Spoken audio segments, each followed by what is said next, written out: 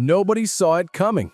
Nobody even thought to look. While the entire fan base was busy arguing about play calling, quarterback rotations, and who Stefanski actually trusts, something completely different was happening behind the scenes. Something quiet, something intentional, something that changes everything we thought we knew about Shedeur Sanders. All right, I want to start with Stefanski and what he said before we get to Shedeur, because I thought, Tony, that he revealed something brand new that you tweeted. Tony, he said that every morning for this whole season so far, he meets with Shedeur Sanders and goes over film with him. Well, I guess this was first brought up by Myles Garrett after the game Sunday. And it was in the context of, I come in the morning and Shedeur's already meeting with Coach Stefanski. And so then the follow-up then was to Coach Stefanski today. What's that all about? He goes, yeah, we get together and we review the previous day's practice. Kevin Stefanski wasn't winging it. He wasn't panicking. He wasn't forced into starting a rookie. No, he's been preparing Shedeur every single morning. Not the QB coach, not an assistant, not some random analyst in the film room. The head coach himself, Stefanski, has been developing Shedeur quietly, daily, consistently, purposefully, long before anyone expected this kid would see real playing time. This wasn't a last-minute decision. This wasn't desperation. This was a plan. And the first person to reveal it? Not a reporter. It was Myles Garrett, who casually dropped the truth before anyone realized how massive it was. The time he takes, showing up early. Coach's office is easily seen when you walk in the building, and almost every morning you see him in there, talking through plays, talking through schemes with coach, and making sure that he's ready for his moment when he gets called up. And I appreciate that level of maturity and attention to detail. And if Stefanski has been building Shedeur behind the scenes this entire time, then Sunday isn't random. It's the moment he's been planning all season long. There's electricity in the air and anticipation of Shedeur's first start. That's undeniable.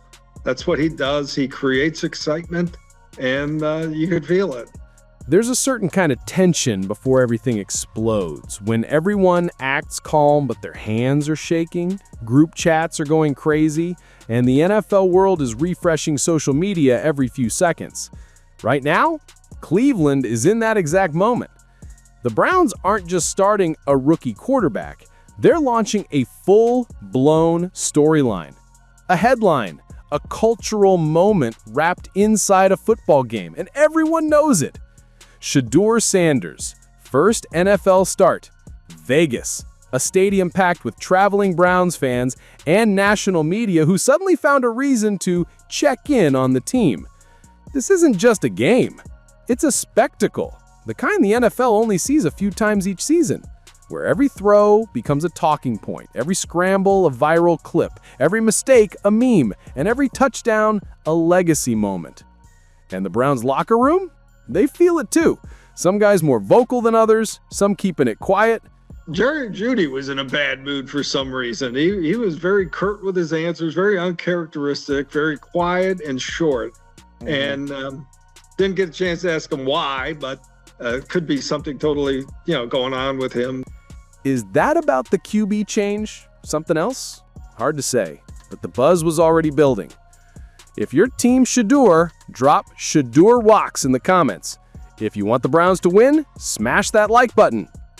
Then, before anyone could catch their breath, Kevin Stefanski made an announcement that instantly changed everything.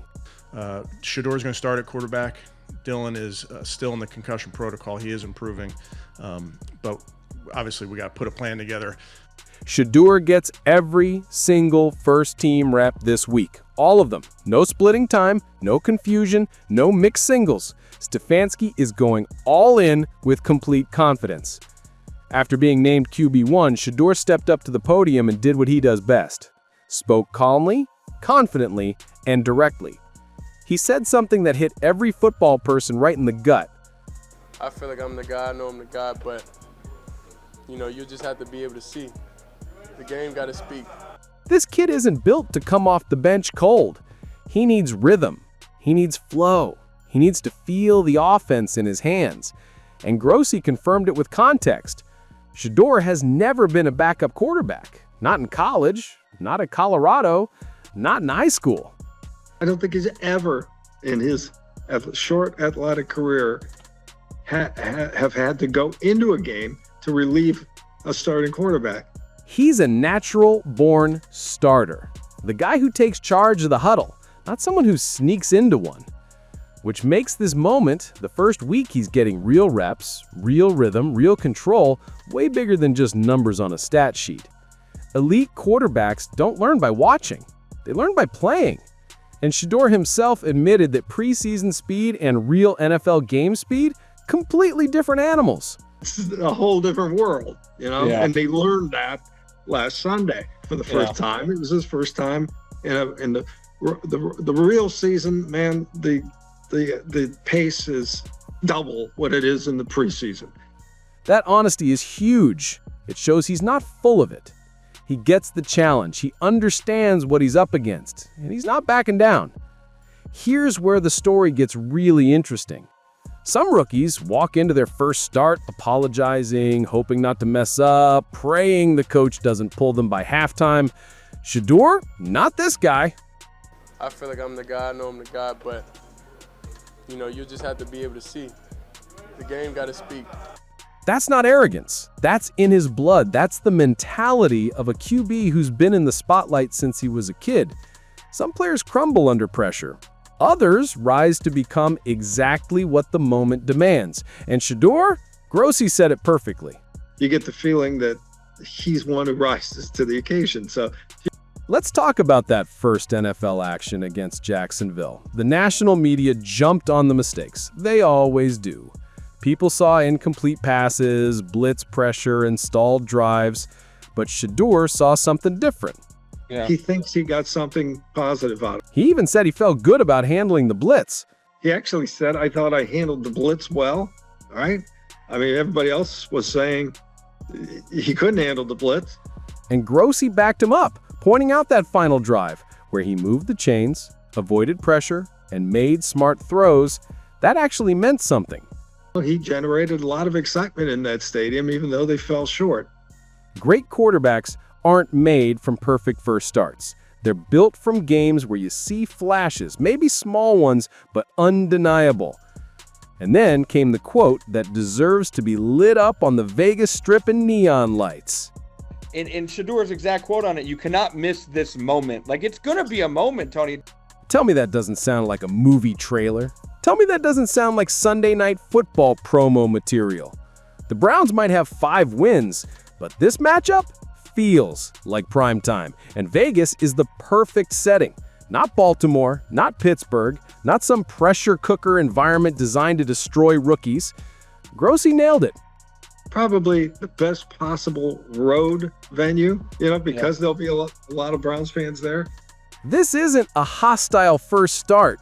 This is a showcase. Let's address the elephant in the room. If Shedeur wins, how do you bench him? That's the franchise-altering question, because Dorian Thompson-Robinson doesn't own this job. He doesn't have guaranteed rights. He doesn't have seniority. And the fans? Grossi said it again. If he puts him back in there after Shedeur wins, they're going to be booing him from the first handoff, the first pass. So that's not fair. Yeah, no, definitely. Let's be real. Cleveland has been searching for QB stability longer than some fans have been alive. If someone shows up and delivers, if someone wins, you ride that wave. And Stefanski gets it. He's not new to QB drama. He lives in QB drama. He basically wakes up to QB drama every single season. But this time feels different. Why? Because for once, maybe for the first time in years, the QB with the buzz, the confidence, the work ethic, the national attention, and yes, the famous last name, is the same guy getting the start. Want to know how real this moment is? The first 5 questions asked to Denzel Ward at the podium, all about Shedeur. Every single one! That's impact, that's gravity. And then there's Gabe Laverdan, The guy who had one of the toughest moments in that Jags game, smiling again because of the new QB energy.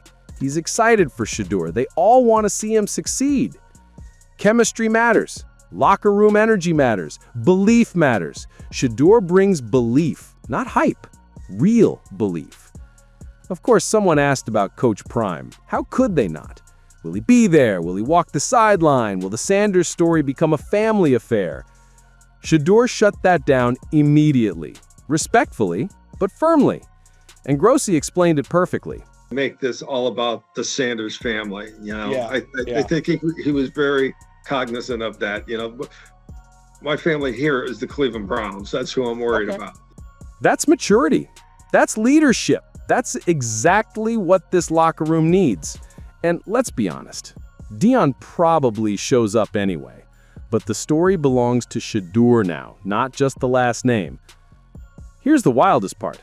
This one single game could rewrite the entire Browns season, could reshape next season, could set the next decade in motion. This is either the beginning of something special or the kind of what-if Cleveland never stops talking about. And Shedeur knows it, Stefanski knows it, the veterans know it, and Vegas knows exactly what they're hosting. Because this isn't just a Browns game. This is an NFL event. And if Shedeur Sanders walks off that Vegas field with a win, the NFL world will never look at him or the Browns the same way again.